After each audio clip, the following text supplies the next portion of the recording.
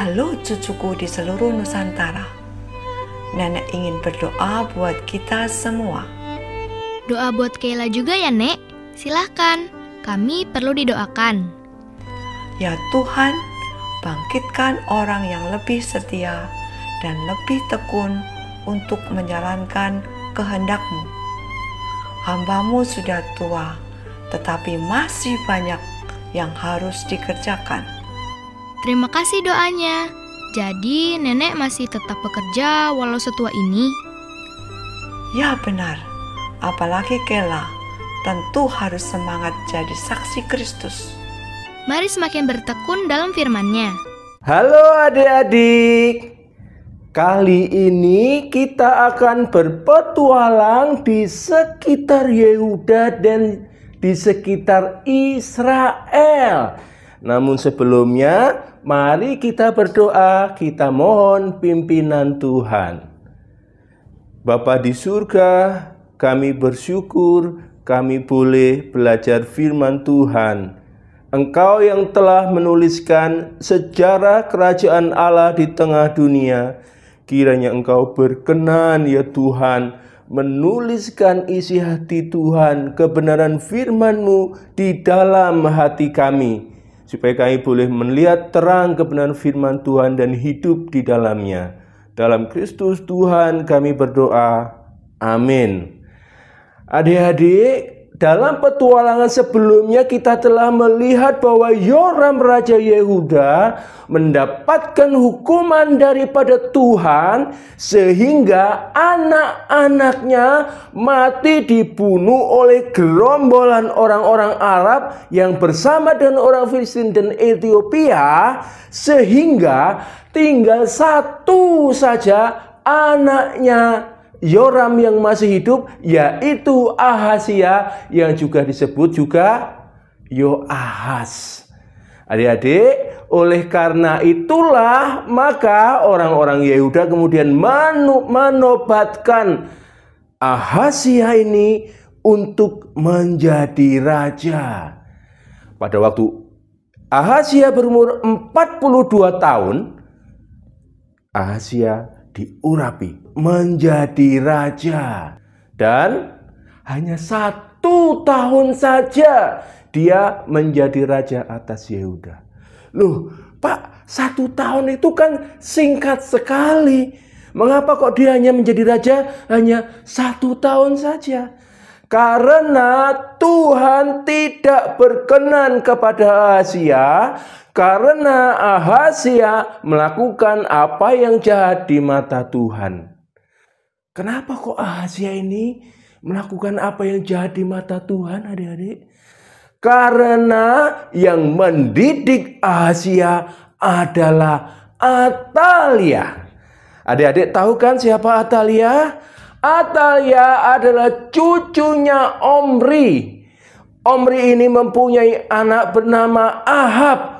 Omri dan Ahab adalah orang-orang yang melakukan hal yang jahat di mata Tuhan.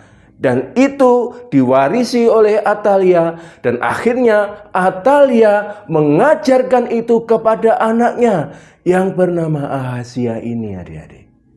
Dari sini kita belajar, adik-adik, bahwa pernikahan dengan orang-orang yang tidak mengenal Tuhan akan membawa dampak yang buruk kepada pasangannya dan juga keturunannya.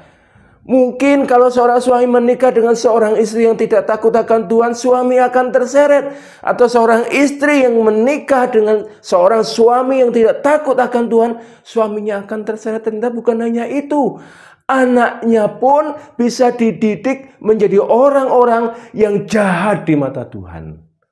Ingat adik-adik, kalau nanti kalian besar, kalau mau menikah, pilih orang-orang yang sungguh takut akan Tuhan. Bukan hanya mikirkan, oh dia ganteng, oh dia cantik. Tidak. Harus seorang yang mengasihi Tuhan dan sungguh-sungguh beriman kepada Tuhan Yesus. Tetapi adik-adik, pengaruh yang buruk itu bukan hanya dari Atalia. Ternyata pengaruh yang buruk itu juga datang dari penasehatnya Ahazia. Siapakah penasehatnya Ahazia?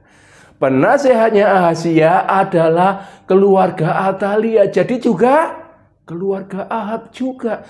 Jadi semakin kuat, semakin kokohlah kebiasaan keluarga Ahab mencengkram Ahazia ini. Sehingga dia menjadi orang yang melakukan yang jahat di hadapan Tuhan. Bukan hanya itu adik-adik.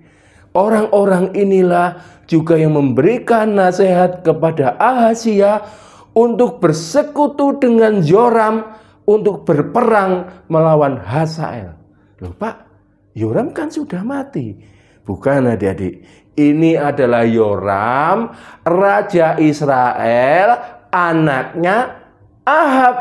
Jadi Yoram ini adalah pamannya Ahazia. Tetapi ketika perang itu, Israel dikalahkan oleh Aram.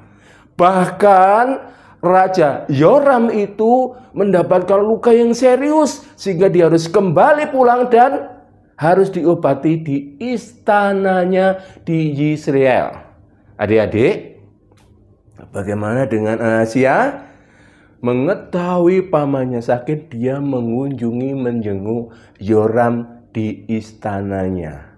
Nah, memang Tuhan telah menentukan untuk Ahazia mati dibunuh oleh Yehu. Adik-adik, sebelum dilanjut, ada satu pelajaran penting yang Bapak ingin sampaikan kepada kalian, yaitu bahwa Alkitab mengatakan pergaulan yang buruk mengakibatkan kerusakan kebiasaan yang baik. Ingat ya tadi, bukan hanya Atalia yang mendidik, tetapi juga pengaruh dari keluarganya yang menjadi penasihat dari Ahazia ini yang membuat semakin sulitlah Ahazia itu untuk keluar dari kejahatan. Ingat, kita harus bergumul supaya mendapatkan sahabat-sahabat yang baik. Sahabat itu bukan hanya orang ya adik-adik ya. Apa yang kita baca, apa yang kita lihat, itu juga akan mempengaruhi kebiasaan kita. Seorang penulis bahkan mengatakan buku itu seperti teman loh. Ada yang menjadi sahabat, ada yang menjadi teman biasa, ada juga yang menjadi kenalan saja. Nah, hati-hati. Pergaulan yang buruk merusak kebiasaan baik. Orang, buku, apa yang kita lihat bisa merusak kebiasaan baik kita. Kita lanjutkan. Tuhan telah menentukan bahwa Ahazia harus mati di tangan Yehu. Siapakah Yehu ini? Yehu adalah orang yang telah diurapi Tuhan untuk menjadi raja menggantikan Yoram. Bahkan Tuhan memberikan mandat kepada Yehu untuk menyapu bersih keluarga Ahab. Setelah diurapi oleh Tuhan, Yehu kemudian mengumpulkan pasukannya dan menuju istana Israel. Ketika dia sedang menuju istana Israel, penjaga menara melihat, oh ada pasukan yang datang. Kemudian dia melaporkan itu kepada Raja Yoram. Raja Yoram kemudian mengutus orangnya untuk menemui Yehu.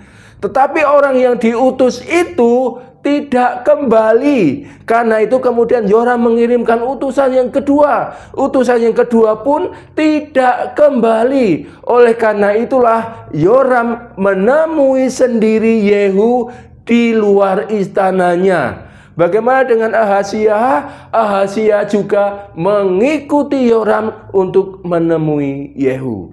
Dan singkat cerita, akhirnya Yoram dibunuh oleh Yehu, mayatnya dilemparkan ke kebun anggur Nabot. Akhirnya mayat itu habis dimakan anjing. Bagaimana dengan Ahazia? Ahazia melarikan diri, kemudian mencari tempat persembunyian di Samaria. Tetapi adik-adik, Yehu berhasil menangkap dia dan membunuh dia. Tetapi oleh karena ada orang yang mengatakan, ini Ahazia ini cucunya Yosafat loh, orang yang takut akan Tuhan loh, orang yang mengasihi Tuhan loh. Makanya Yehu mengizinkan mayat dari Ahazia dibawa kembali ke Yerusalem untuk mendapatkan pemakaman. Tuhan mengizinkan Ahazia diinjak-injak. Mengapa? Karena dia tidak mengikuti teladan Yosafat, kakeknya yang mengasihi Tuhan. Tapi justru dia mengikuti Omri, kakeknya yang tidak takut akan Tuhan, yang melakukan kejahatan di hadapan Tuhan. Ahazia mendapatkan penghormatan dan penguburan di Yerusalem tidak seperti ayahnya. Tetapi apakah dengan dihormati manusia berarti Tuhan juga menghormati dia? Tidak. Hanya oleh karena Daud leluhurnya dan Yosafat kakeknya yang sungguh takut akan Tuhan, dia mendapatkan penguburan yang layak. Kita benar dan atau tidak benar di hadapan Tuhan bukan bagaimana kita mati atau mendapatkan penghormatan ketika kita mati, tapi bagaimana kita hidup sungguh-sungguh mengasihi Tuhan. Itu yang akan dilihat Tuhan. Adik-adik, hal ini mengajarkan kita supaya kita dengan hati-hati berjalan langkah demi langkah taat kepada Tuhan, supaya hidup kita memperkenan hati Tuhan dan kita sungguh-sungguh mempermuliakan Tuhan. Amin. Mari kita berdoa.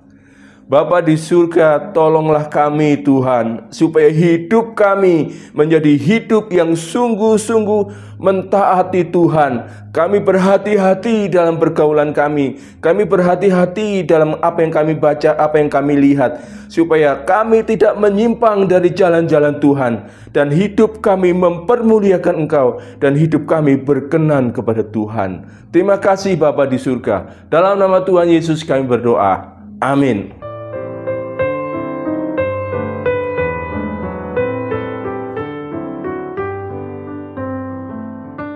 Nenek sangat menikmati Roh Kudus berbicara lewat hambanya.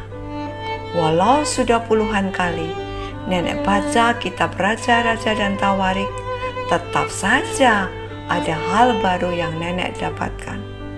Apa itu, Nek? Dalam penghakiman Tuhan tetap ada anugerahnya. Benar, cinta kasih Tuhan buat Ahazia masih terlihat. Kebaikan Tuhan terhadap keturunan Daud yang dikasihinya. Lanjutkan terus membaca 2 Raja-Raja 9 ayat 1-14a. Dan silahkan bagi link YouTube-nya.